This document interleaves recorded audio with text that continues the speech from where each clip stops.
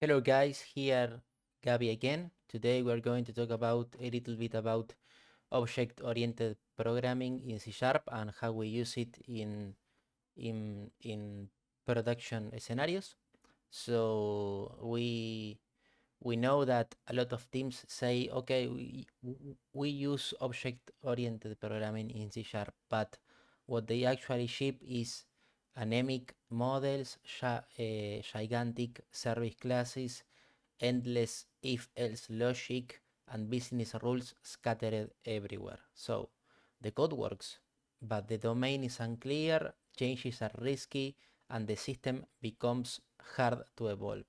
So in this video, I will try to clarify and explain some object-oriented programming practices that we could follow, the common four pillars and how we could apply them in .NET microservices with clean architecture and DDD, okay?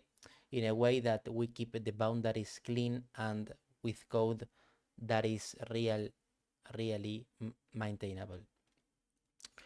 So let's see. Here is a simplest way to think about object-oriented programming in real systems, okay? Object-oriented programming is not, hey, we are going to use classes everywhere. Hey, object-oriented programming is modeling the domain with objects that protect the rules and boundaries. We have to specify those rules and boundaries, and with object-oriented programming, we model the core concept as a domain around those boundaries and rules, okay? Those objects is what and patterns is what object-oriented programming is related about. So if our domain rules can be changed from anywhere, we are not doing OOP, we are doing chaos, okay? For example, with microservices and so on, applicating and using what is DDD and clean architecture and so on, we know that our domain, our business rules are the core system, are the core of our system, okay? So what does really mean object-oriented programming, okay?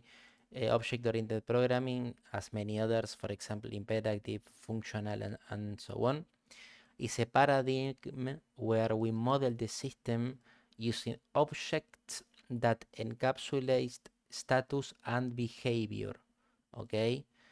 Let's try to wire that in our brains. Object-oriented programming is a paradigm like others that their main function is try to model a system where we have objects, okay, that encapsulate status and behavior, okay? Object with status and behavior, nothing more. The goal is not to have a object purity, okay?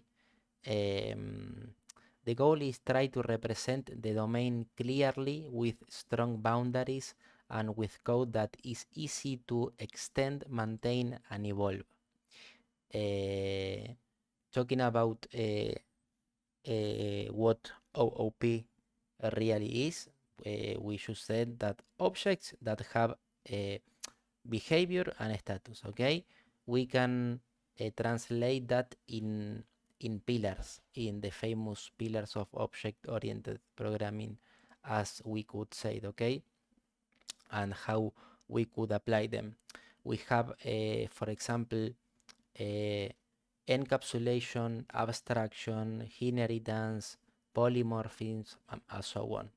I talk about them, I think, in other previous videos, but we could talk, okay, now them, okay?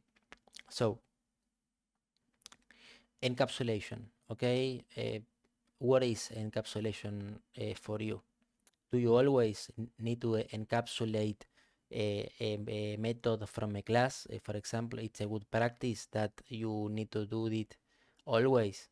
So encapsulation means trying to protect internal state and exposing only what's necessary. You have an object that, remember, it has an status. If if we are doing OOP and we model the system with objects, each object has should have a status and and uh, and behavior. Okay, so the the pillar of the encapsulation is try to to to get an object, protect the object, the internal state of the object, okay, and expose only what is necessary, okay. We have in C# two keywords that are private set, okay. Then we have methods that enforce invariants. Invariants signifies that are things that do not change, that do not vary. And then we avoid anemic models, okay? For example, in the domain layer, an entity should not allow arbitrary state changes, okay? Instead of letting anyone to set properties freely, we expose behavior like activate, redeem, deactivate, delete, and so on, okay? But we not freely establish or to change the state of an object. We try to protect, for example, in the domain with behavior, like with these methods, okay?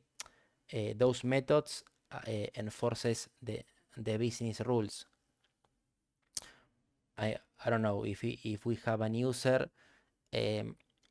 we could have a method like activate that the status of the user is internal, but we expose a method that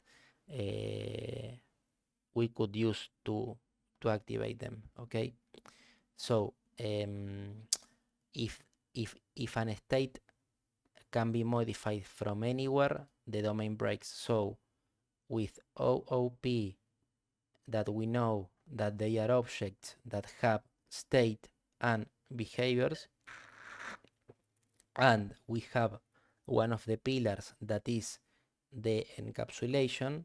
We remember that with encapsulation we try to protect the core of the object, the status, exposing behaviors like, for example, two keywords, private set, and using methods, okay,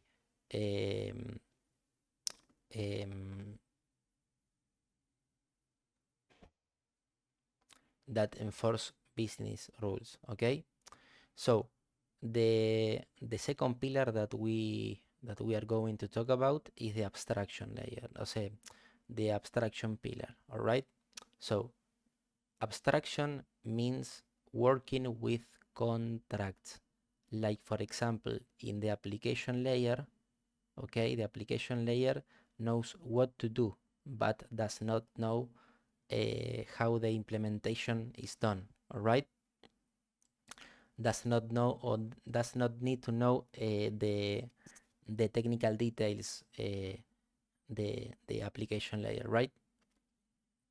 So abstraction means working with contract interfaces that hides the implementation details, okay. The technical details are hidden.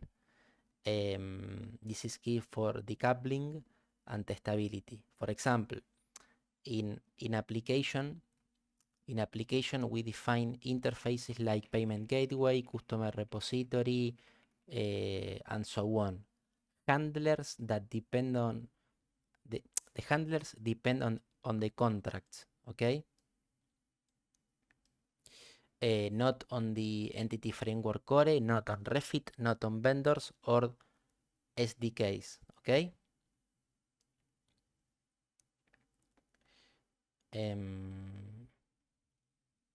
Third, inheritance.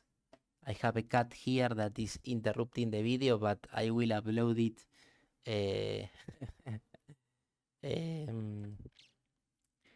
Inheritance. Inheritance is reusing behavior or structure when there is a real is-a relationship, okay.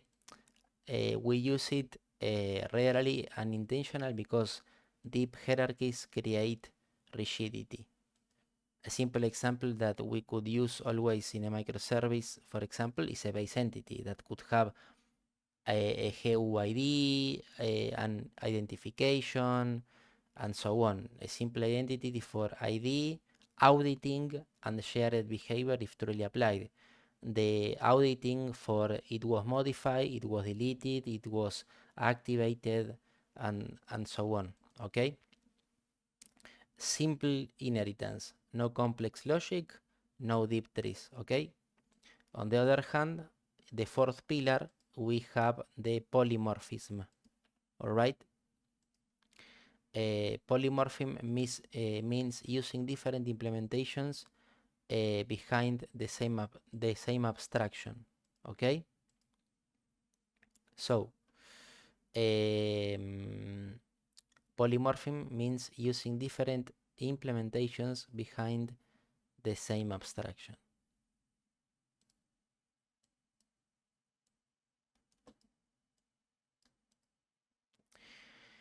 In C#, we mostly do this with interfaces and dependency injection. Okay, we have, for example, we have a payment gateway with multiple implementations. The payment gateway is a contract, is an interface that resides on the application layer. Okay, but the technical details, the implementation, is in the, for example, in our, if we are working with microservices and clean architecture and DDD and so on, we could have it in the infrastructure layer that implements the technical details, the how. Okay. On the other hand, we could have well, that is selected by the dependency injection without changing the handler. The handler stays stable and the behavior changes via polymorphism. Okay, so if we talk about object-oriented programming versus procedural coding microservices, okay? In microservices, the object-oriented programming matters because it helps us to model the domain with entities and business rules, okay? It keeps responsibilities clear. We decouple infrastructure from business rules, from business logic. If our system issues procedural flows with shared mutable state, we will end up having fragile services with duplicated rules. And the payoff is that, for example, what a good object-oriented programming look like is like, for example, DDD, application as an orchestrator, infrastructure as implementations, and that, o sea, it's like clean architecture, DDD, okay? Domain with behavior, DDD.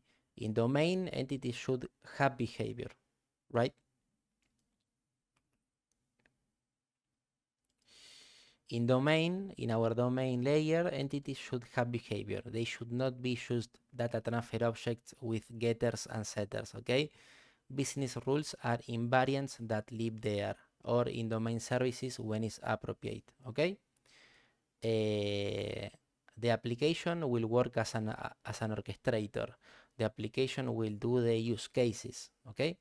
Handlers and services in application orchestrate the validation, the calls to repositories and gateways, and the transactions through entity framework or DB context, or else the unit of work pattern, okay?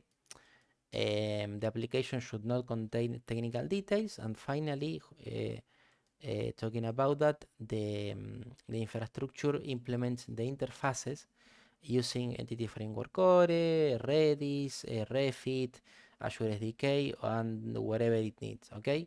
To prevent the domain from coupling to technology, right?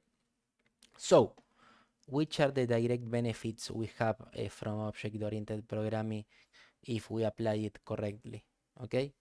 We have more maintainable code, fewer massive if-else blocks, because strategy and polymorphism handle variation cleanly, okay? Which are the common mistakes we should avoid? We should avoid deep inheritance hierarchies, God classes, and mixing infrastructure concerns into the domain, okay? Because those destroy the boundaries, and the boundaries are the whole point. Final takeaway, object-oriented programming in C# is about modeling the domain clearly. We have to model the domain clearly. The model should be clear, all right? We have to enforce rules through encapsulation.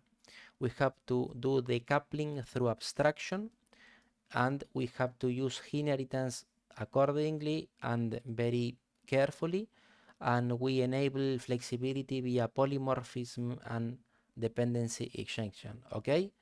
That's how object-oriented programming supports clean architecture, not fight it. So I hope this helped. I hope this is useful to you, all right? So just remember, okay? We have the 4 pillars: encapsulation, abstraction, inheritance, and polymorphism, okay? We have to use them properly, right? And remember, object-oriented programming is a paradigm where we have objects that have status and behavior. We want to protect the status, exposing various behaviors, okay? And our objective is try to represent the domain clearly with strong boundaries, and we code that is easy to extend, maintain, and evolve. Hope this helped, and see you next time. Bye bye.